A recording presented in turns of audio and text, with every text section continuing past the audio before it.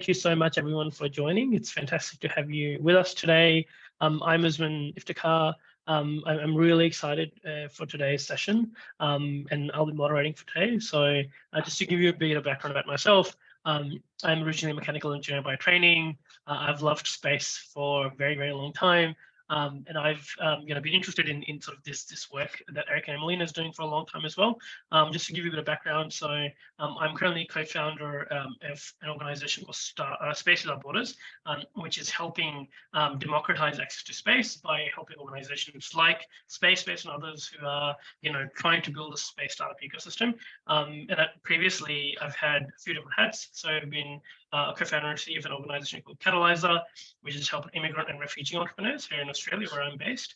I've also supported Eric and Emeline at SpaceBase through partnerships and kind of other work that they've done over the years, and actually met both of these wonderful people at Singularity University, which was, believe it or not, about 6 years ago now, Emeline. And so really excited to work with them.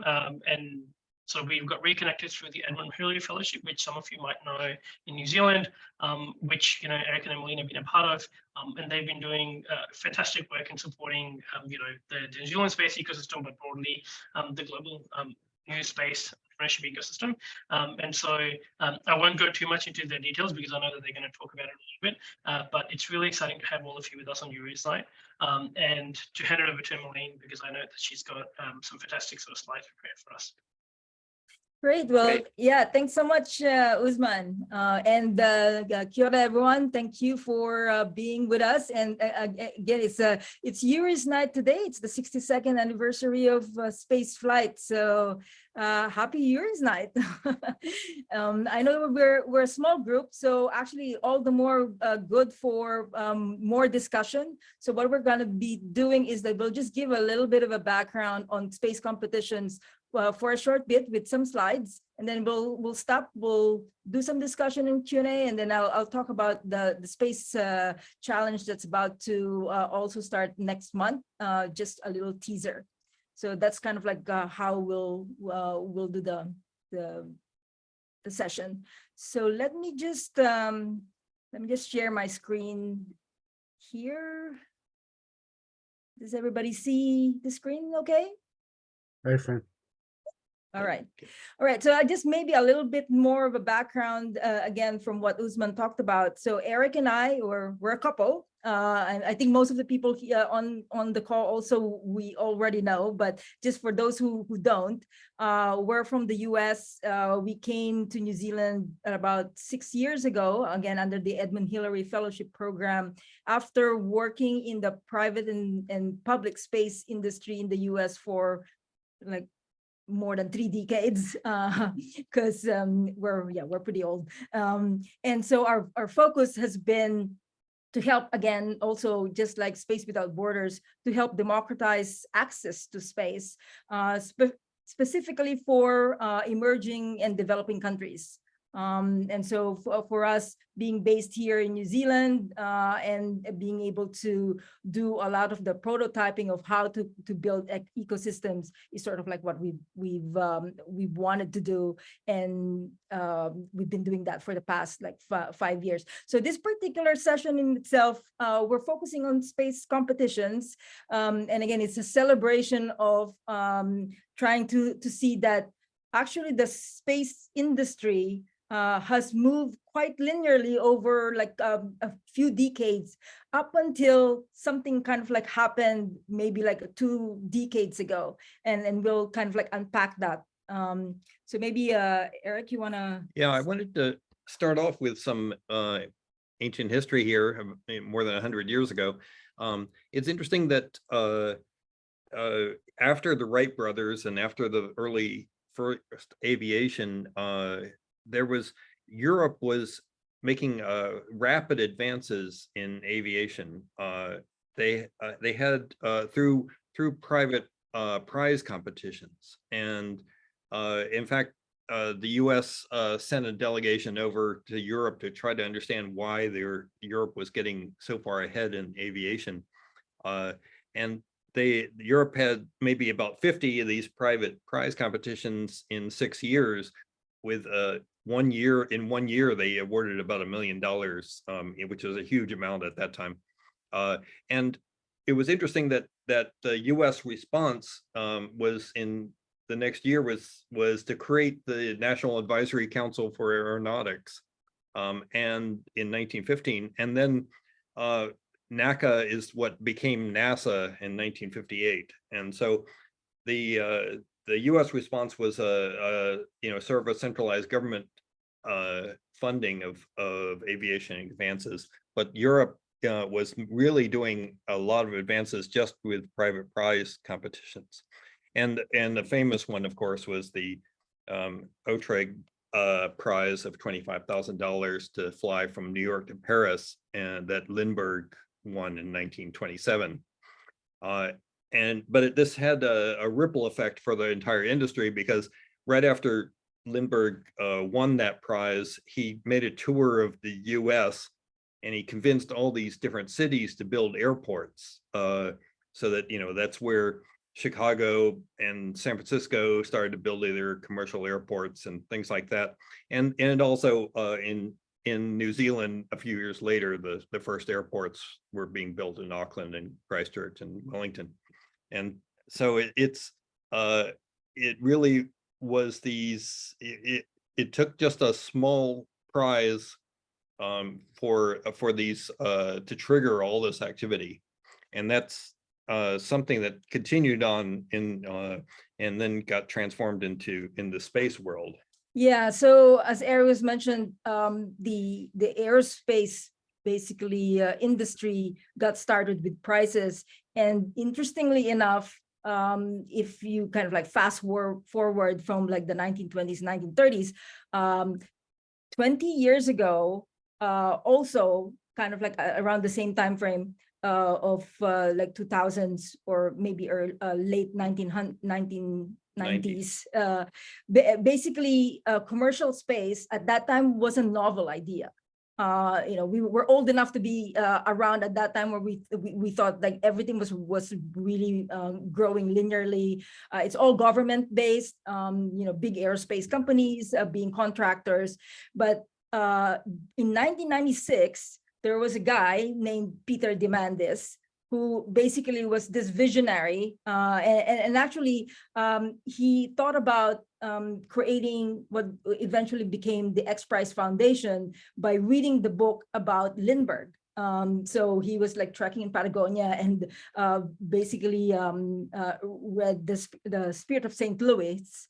And so what happened was he thought that to kind of like jumpstart the commercial space industry, he created this prize. And so the prize was, there's $10 million for the very first private company to actually send, a space or develop a spacecraft, and then in 2 weeks' time to actually do it again, so that to also show that it could be reusable. And at that time, he basically, when he announced it with no teams. There was no prize money at all yet. So everything was basically almost just. He was bootstrapping everything. He was bootstrapping everything, and it's interesting because Peter always talked about the line of credibility. And so even though he didn't have much of anything, he actually at the announcement, he had more than like 10 astronauts on stage, plus the NASA administrator talking about like this prize that he wanted to do. And so that basically spurred at least 23 different space startup companies to work on suborbital spacecraft all over around the world. And so what I'll do is I'll play a video that kind of gives a little bit of a background. We choose to go to the moon in this decade and do the other things, not because they are easy, but because they are hard. 26 teams from 7 countries are in pursuit of the Ansari X Prize. The X Prize, a $10 million contest to privately build a spaceship I grew up in the 60s expecting that what I saw with NASA was going to continue and we were going to all have a chance to go into space. Fire. My interest in space started when I was a young girl growing up in Iran. I felt like all the answers to every question I would have is out there. As we explore frontiers, it's during those times that we create the greatest innovation ever. 2, 1, ready.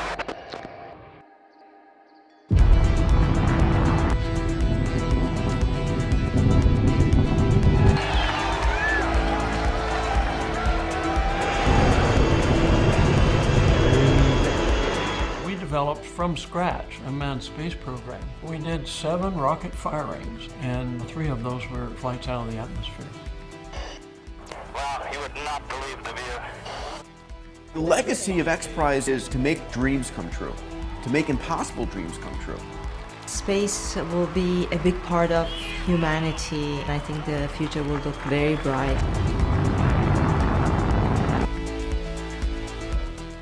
You want to believe that we're going to be out there among the stars, and that's the thing that, I mean, I get really excited about that kind of future. I think most people do. 15 years ago, since Burt Rutan won the Ansari X Prize, private spaceflight has become a massive industry. Our dreams of traveling to space are becoming a reality for us all. I just love the idea of X Prize. I mean, it spurs on innovations in a whole lot of different fields. If it hadn't been for the X Prize, we wouldn't be standing here today.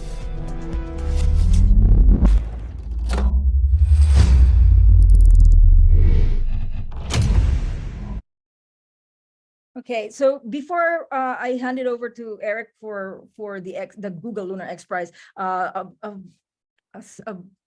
few things about the X Prize challenge. So it was won by Burt Rutan, who at that time was this basically brilliant designer who designed the first aircraft that actually went around the world, without stopping. But at the same time, so Spaceship One was actually built by approximately like 30 engineers for $20 million. And so just the difference between, as Burt was talking about, like they created a space program for $20 million compared to like the billions of dollars that normally is needed to kind of like send a spaceship basically to space. The other thing as well is that it also spurred a lot of things, not just the technology and the development, it also spurred basically regulations as well and the policy. So prior to the X Prize competition, there was no license for actually, sending spacecraft or human private individuals to space, and all of those things got created because of the competition.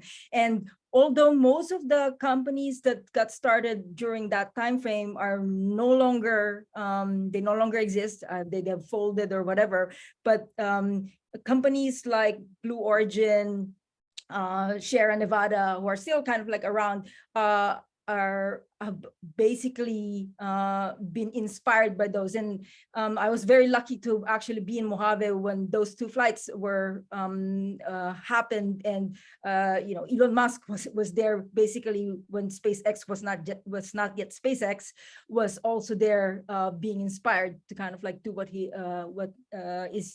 doing now. So you can trace a lot of the people that are in the current companies to different teams on the Ansari X Prize. So there are several different space prizes that have been conducted. One was the Google Lunar X Prize, which was in order to send lunar landers to the moon, and they had an additional travel 500 meters rather, and that was a prize of $30 million, and that was never that was not accomplished. The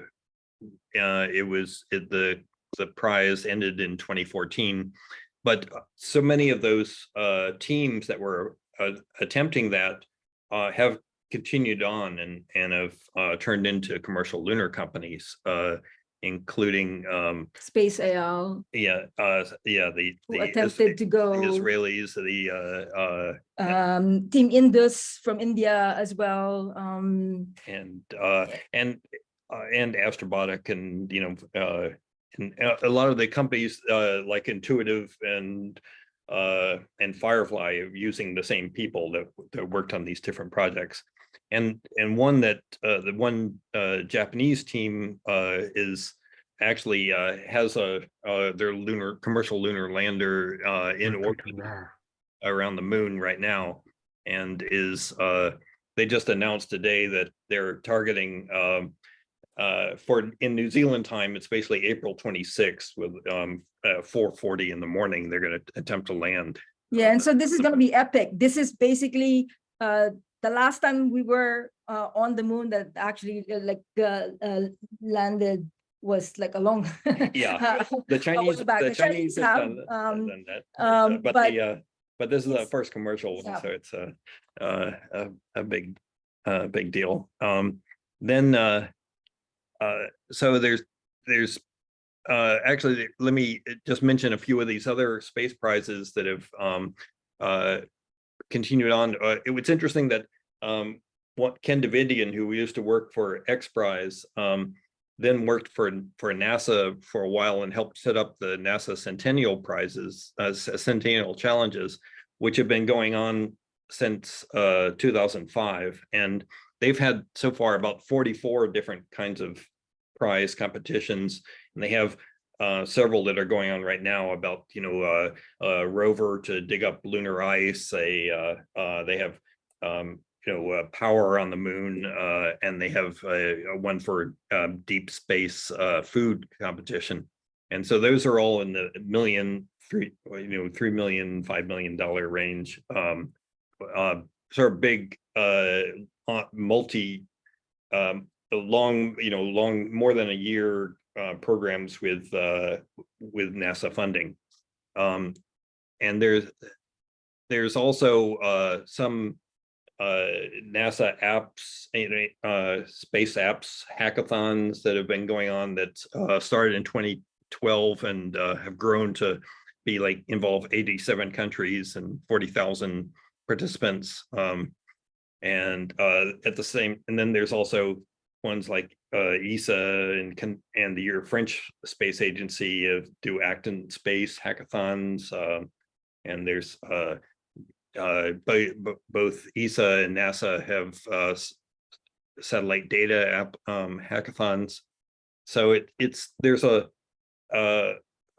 lot of it's interesting to see how many people have attempted different variations of space prizes in order to advance different kind of technologies and go outside of the traditional government procurement mechanisms. Yeah.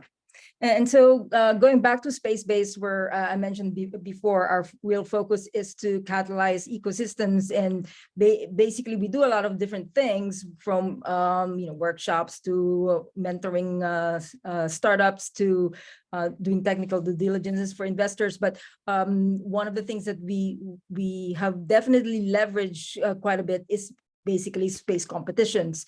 And why is that? Because there's a lot of things that you can actually generate from just basically running competitions. And so one thing is that for one, you get to solve an actual problem that is really important for the local community.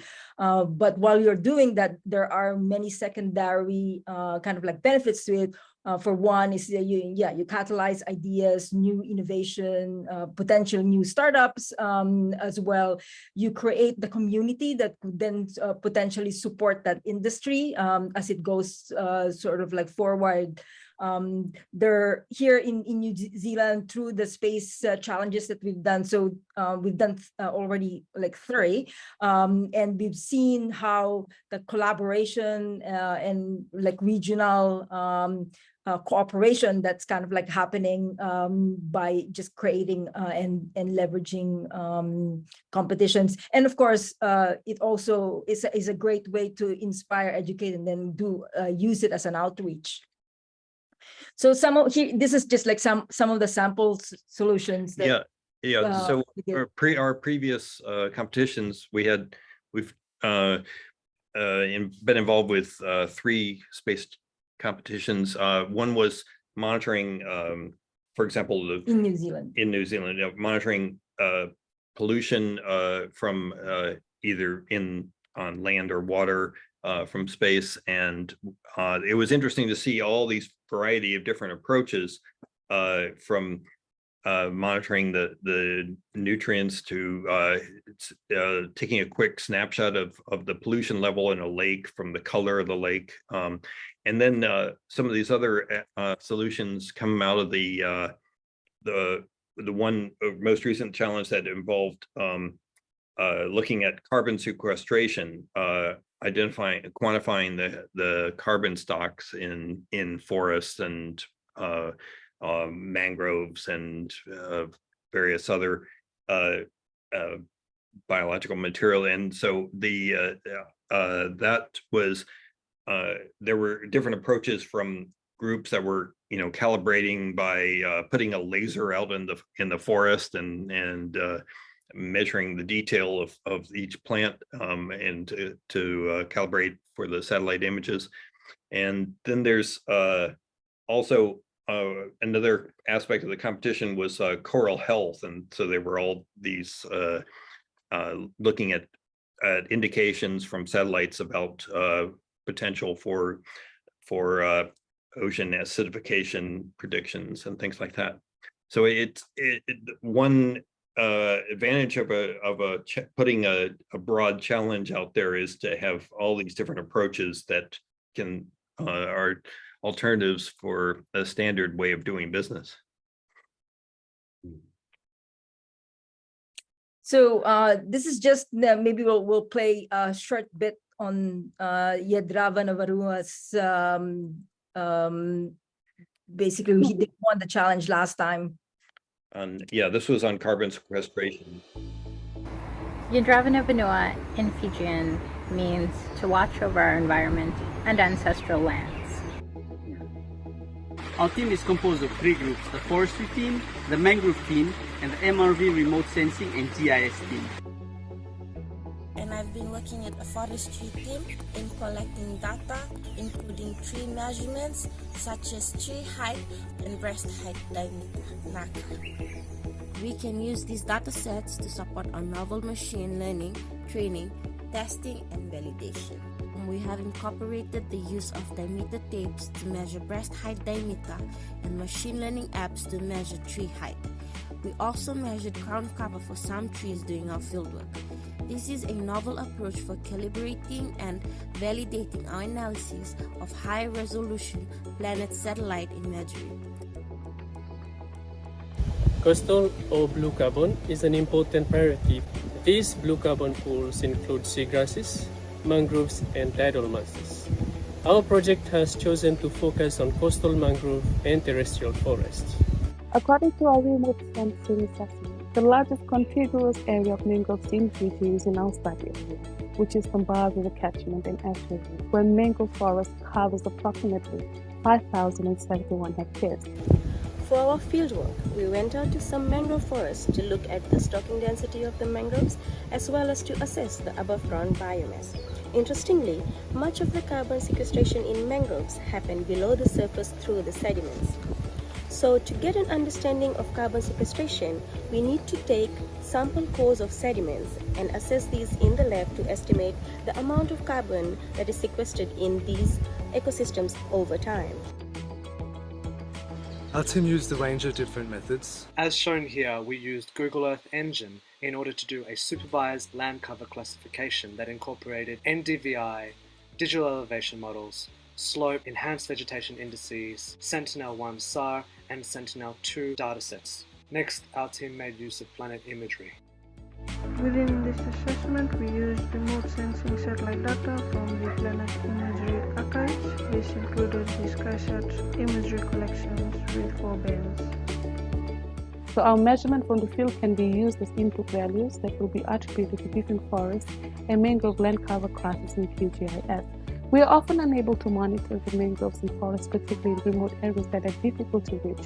So our solution uses the space technology of the Planet Sentinel and Landsat remote sensing imagery archives. Our land cover classification and terrestrial mapping and mangrove forest inventories were undertaken in collaboration with local experts and Fijian communities. Using these participatory GIS research methods, it helped us to identify and differentiate between land cover categories, which is difficult to do using satellite imagery alone. This helped us to do measurement reporting and verification for categories such as shrublands, grasslands, croplands, primary and secondary forests, mangroves, of course, tidal marshes, and even seagrass. Our prototype proposes to incorporate carbon modeling software. So having access to this high-resolution planet imagery allowed us to detect different levels of land cover change. This can have significant impacts on the accuracy of modeling carbon sequestration over time. Unlike Sentinel and Landsat imagery, this planet imagery allows us to see and monitor each individual tree. In terms of our plan for implementation, we have developed a detailed Gantt chart to show the coming 3 years and how this interacts with our various research and landscape restoration projects. Through this co-design with the Ministry of Forestry, we have thought about MRV on REPAS areas and on riparian zone to maximize environmental impacts. By planting and maintaining trees along Bar River can help maintain stream banks, reducing erosion, risk of flooding and landslides. By supporting indigenous village communities to monitor their own forests in order to earn carbon credits, we can also support the livelihood of communities and indigenous connection to land. Yeah, I wanted to just like show you, what impact like challenges kind of like do even post the competition. So one last thing, I wanted to show you this slide, just basically to say that anybody can actually run a challenge, and so the link URL there in the bottom is actually a space challenge playbook that we created and which we've already shared to the UN as well. It's been implemented in Baikonur. So it's like there's just a few steps that you basically need to create a challenge. You can have like a challenge that has a very small sort of like prize, but if the problem statement is very important to the local area, then it's something that will definitely initiate some interest to potential like applicants. So there's like other things from budget to understanding, what the timeline or what's the process that you want to use to what are the the fundraising, the marketing, and basically the delivery of what you would want to do. So I think we'll end the first part here. And let me stop share and maybe we can start with some Q&A and discussion. Thank you so much for sharing that, Eric and Emeline, and it's great to hear about the history of some of these fantastic prize competitions, what some of the outcomes are, but also, learning from your experience and what you've been doing. So I've got a few questions that I would love to ask, but I'm also really wanted to sort of open this floor up to everyone else who's interested in asking any questions. So if you can please raise your hand virtually through, Zoom, that will be fantastic, so then I can call on you. But just wanted to sort of start with asking around about this competition projects, and particularly what have you seen are the sort of the key differences between like a traditional government funded kind of space mission and a prize competition? Like what are some of the benefits, or what are the differences of doing both? If I can ask that to begin with. Yeah. Sometimes, if somebody is making progress in like a government research lab in a very focused direction, then they know they just need to keep going, and they're making good progress.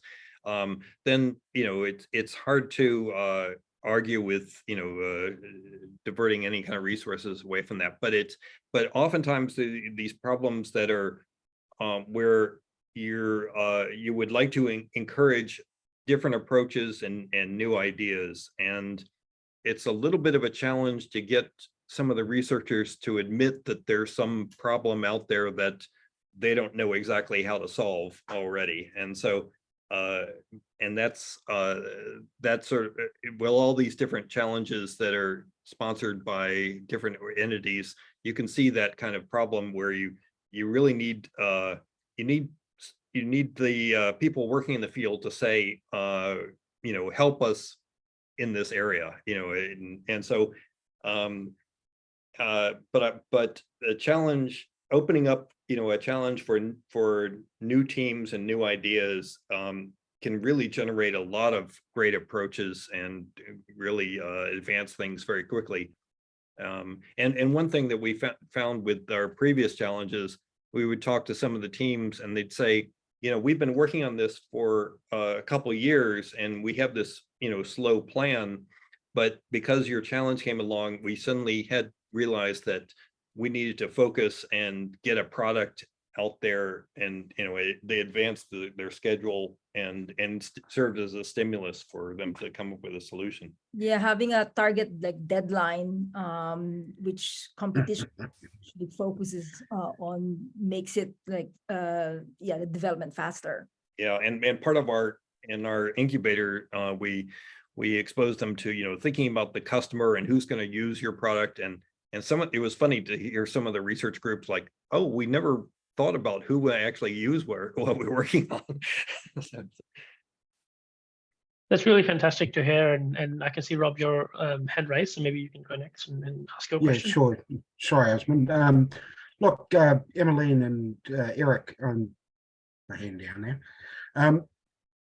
Based on what I'm hearing, you've got these guys that are actually out there doing the hard yards, but you've got people who they're actually having issues translating it into real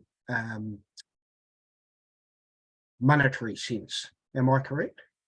Yeah, there's that aspect. I mean, some of it is like just advance the research, and that's a good thing. But you know, some of these things are actually converted into a commercial enterprise, you know, especially for some of the ones that were monitoring the pollution, that they discovered they could spin it off into a company.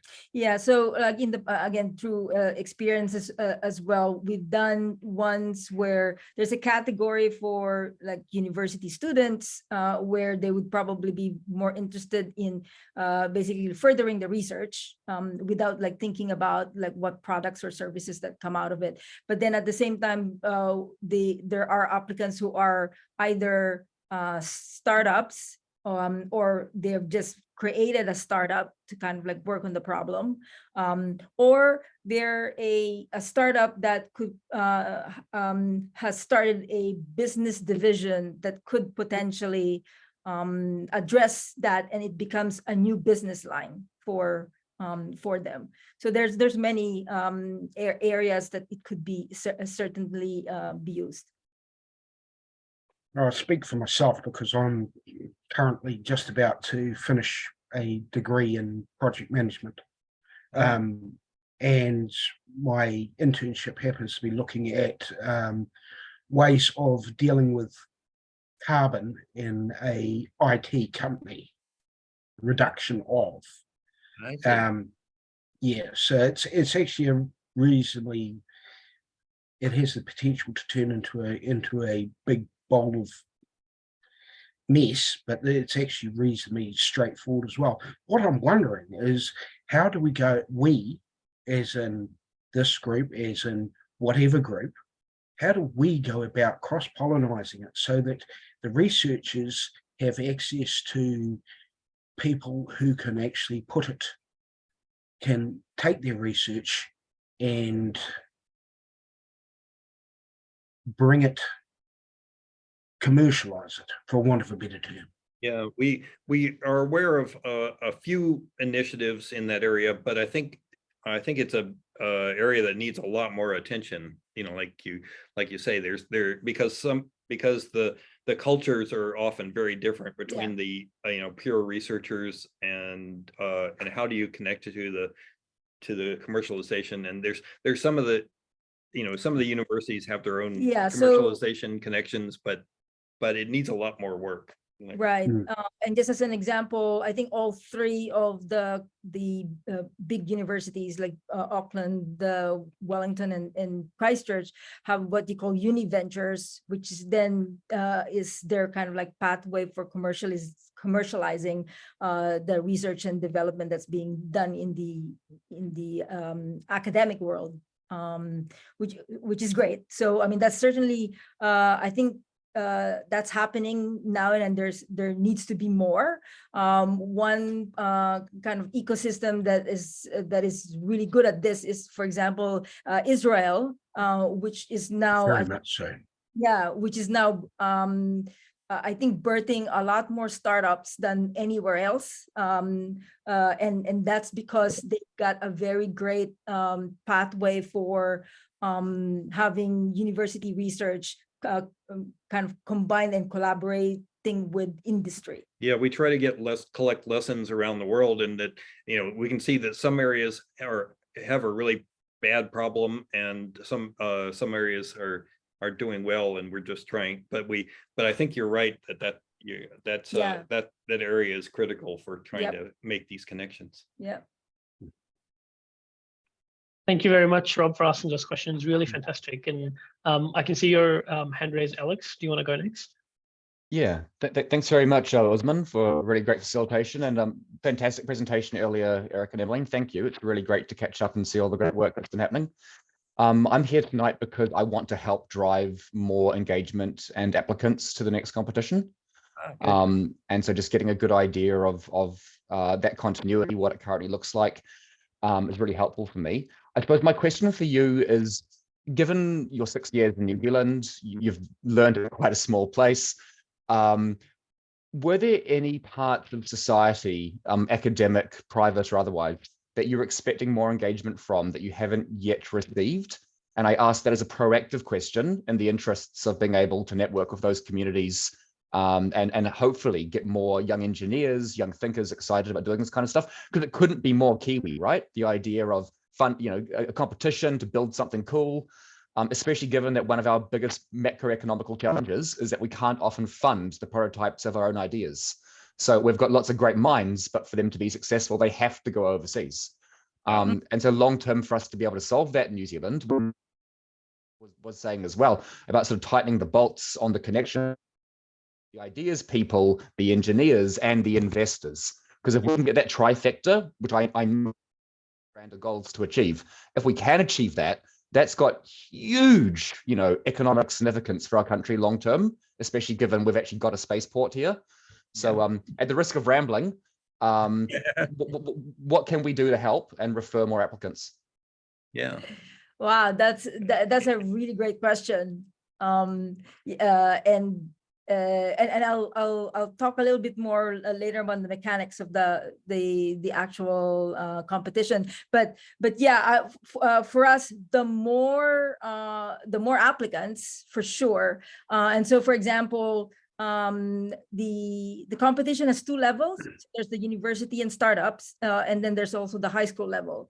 For the high school level, of course, we have reached out to high schools, but I think we need more. I think the last time we tried to reach out to all of the schools, for example, in New Zealand, but maybe we did not have probably the correct kind of networks. But it would be really great to get more of the young generations minds, because it's interesting from the last challenge. I mean, I'm blown away by actually the high school level applicants. I mean, what they were doing were basically at the level of the university kind of like solutions. So I think it just needs some spark, and it needs just more kind of motivation to get out there. That's beautiful. Really, really helpful to know. That's the area I can help with the most. There's conversations happening soon with the Young Enterprise Scheme, which have several hundred New Zealand high schools. and they've got a non-profit remit to carry that kind of opportunity. And a very close friend of mine who owns another agency has a in-school screen billboard system that's currently doing video marketing to several hundred New Zealand high schools. So outside of this, I'll talk with you about how I can help as a volunteer. Yeah, that's interesting. Yeah, no, that's wonderful. Thank you. Yeah. Thank you so much for that support, Alex. That will be really, really lovely if you can do that. I saw your hand up, Rob. Do you still have a question you wanted to ask? More of an observation than anything else, Usman. Obviously, Jess Kovic is working fairly closely with you, Emeline, and Eric. She brought up something through women in space, Aotearoa, and something that I actually saw when I should have been studying and I was surfing. So yeah, naughty boy. Was the guy that was driving the next generation replacement to the Voyager probes. Because obviously Voyagers are outside the heliosphere now, but it's taken them 45 years to get outside there. What they're talking about, the next generation, is to get out there in 10 to 12 years. And they're looking to launch in the mid-30s. But something he said, and this impacted hugely on that little blob of grey matter in my skull, we don't need to start at high school level. We need to be looking at the middle school. We need to be looking at primary schools. I have a 10-year-old, well, she's not quite 10, but she's going on 16, or thinks she is, daughter who is, yes, I am biased, she is top of her class. She was top of her class last year. She's going to be top of her class again this year. She wants to be an astronaut. She wants to be a marine biologist and stuff like that.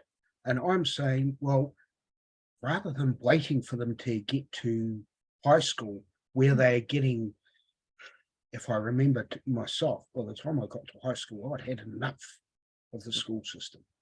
And I was, yeah, I was well on the way to coming off the rails. However, I think what we need to do is we need to make sure that the kids don't have the opportunity to do that. So if we can get them and we can engage them earlier, the earlier the better. So I think this is where we need to be working. The high schools is all very well, but that takes care of the next generation of scientists. What about the generations of scientists beyond there? Yeah. Because they're the ones that are going to be taking us to Mars and to Europa and to Titan. Yeah. And just before you answer that question, I would also, would love to hear a bit more about the work you're doing for other kinds of schools as well, because I know you're doing that beyond just the competitions, Eric and Emeline. And particularly maybe answering the question of, where do you see prize competitions being useful and not useful? So if you can package it all into one, that'll be fantastic. Yeah, I'd be interested in that as well. Yeah, I think there are lots of opportunity with, and I think you're right about reaching out to people in middle school and that oftentimes that's where people sort of form an identity of themselves about what they think they will be doing in the future. And we've done various, supported various programs going into primary school and middle school as well. And but just as a disclaimer, because we have taught kind of like mostly over the past decades on the graduate level. And so it is a very it's a transition, and it's a different way of teaching. I wouldn't say that we're very good at it. So it's we think that we'd love to support these things. Yeah, we'd love to support those organizations that are kind of like really focusing on like earlier on. Like for example, I think one example is OMG Tech. There's Nano Girls, where so there's there's definitely organizations that are focused on the younger generation. And as Eric was mentioning, yeah, it's normally during the formative years where you decide whether you're going to go for science or space, or you're going to go for something else. And it's really definitely before high school. And I think even the New Zealand Space Agency has done some effort to reach out to that age group. Yeah, we definitely would support those things, but I wouldn't. We've experimented a bit, and I don't think we're very good at it. But how do you get better? Yeah, that we could. And it's also interesting about like you were. The question was when are challenges appropriate, and what are the challenges with the challenges, and there are, for example, there's a lot of opportunity with hackathons, short period ones, like over a weekend or a day or something like that. And those are really good for getting a big exposure and getting people involved in a taste of things. But there's a lot of problems with how, within that limited time frame, how much you can accomplish. And I remember trying to help one at NASA that about asteroid orbits, and they just gave up and said, let's make all the orbits circles. And so we're sort of missing the key part of the asteroid issue. And if you can represent it like a picture, but you aren't really adding anything in information. So sometimes the constraints are it's over constrained kind of problem. It's really interesting problem to try to design a challenge that will bring out the good ideas. And speaking of those challenges and good ideas, I've got a question in the chat, which is about the Lunar X Prize. And Adrian asks if you know why it ended rather than extended. Do you have any thoughts on that? Yeah, it was extended several times. Yeah, it was extended a few times, but the challenge, the cost, the price of launching something was probably larger than the prize, and so it was a lot of people got very far with designing their lunar lander, but getting a ride to the moon was too expensive at that point. And actually the prices come down quite a bit for launching something into the moon, so that's good. And just to add to that as well, the NASA's commercial lunar payload services CLIPS program sort of has the opportunity for those types of R&D that was been developed for the Lunar X Prize is now being kind of like developed through that program. So there is a legacy and there's a pathway. So it's a sort of an innovative way of NASA procurement that is actually encouraging new companies to emerge. So we got Astrobotic, Intuitive, Firefly, Draper, Moon Express. Those four have already won awards and are on their way to launching. And then Cirrus Robotics as well. Yeah. Awesome. Well, I see your hand up, Drishti, and maybe if you can make that the last question, because I'm also mindful of time. And then we'll go into what's happening with you, Eric and Emeline, after. So Drishti, over to you. Thank you so much. Thank you for the presentation, Emeline and Eric. I'll make it really quick, but this is on to the topic you were talking before about engaging high school, middle school, and primary school students.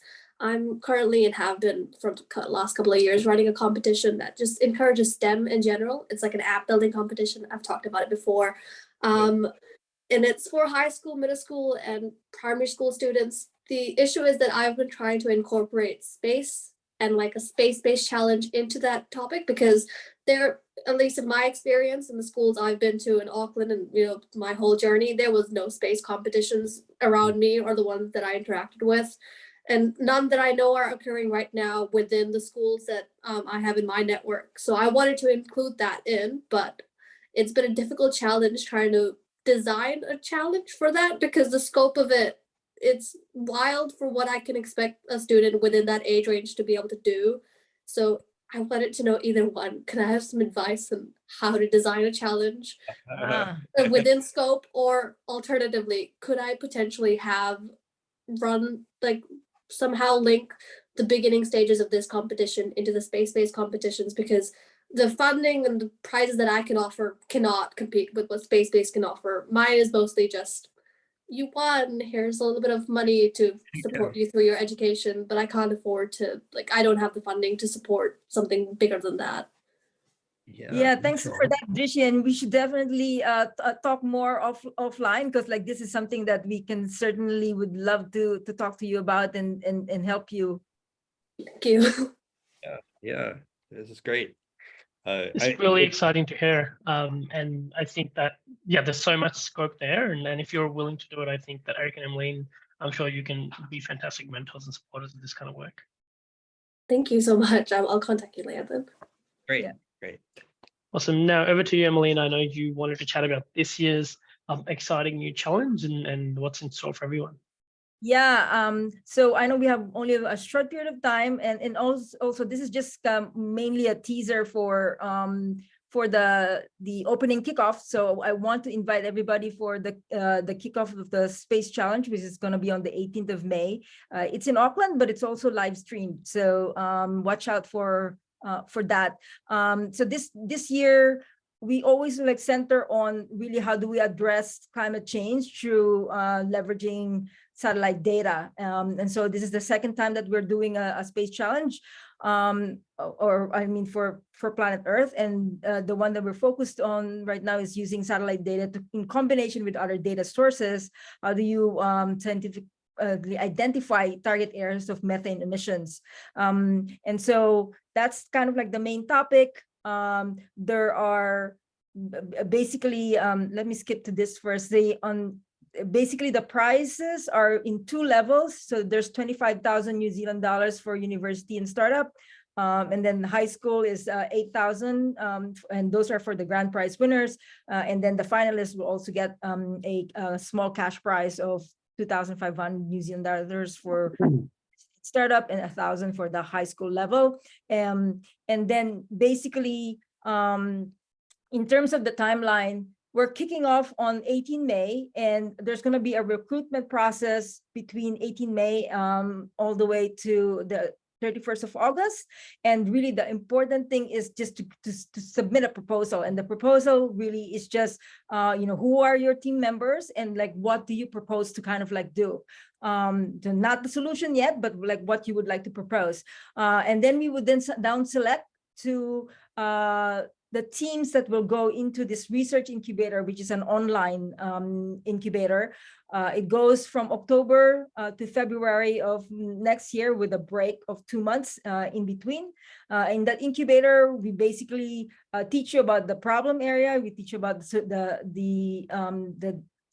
skills, the tools, the data sources, and also if you're interested in potentially making it into a product or a service at the end, the whole process of design thinking to prototyping to like product market fit.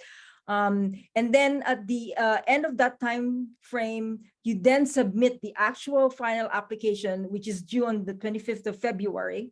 And then we will down select to basically 3 finalists for the university and startup and 3 finalists for the high school. And then they would then pitch in a ceremony on the 15th of March, where you actually talk about your solution and then you demo your solution. So those are basically the things. Right now we have partners and sponsors from all over New Zealand and also the Pacific Islands. One other thing is that the competition is not just for New Zealanders, but it's also for Australia and the Pacific Islands, including the Philippines. So those are our contacts. I think those are all I needed to say, Usman. Thank you so much, Eric and Emeline, and everyone who's joining. We'll also send you an email with the slides, so you'll have a copy of this as well as our contact details if you want to get in touch. Particularly you, Drishi, because I know that you are one on your own competition. I don't want us to go over time, but really grateful for your time to be here. Thank you very much, Eric and Emeline, for sharing your knowledge about the history of space prizes and competitions, but also talking a bit more about what you're doing at SpaceBase. It's really exciting. Thank you once again, everyone, and hopefully you have a great night. Thank you. Bye. Thanks, everybody. Thanks, everyone. Bye. Thank you very Yes. much. Great. Bye.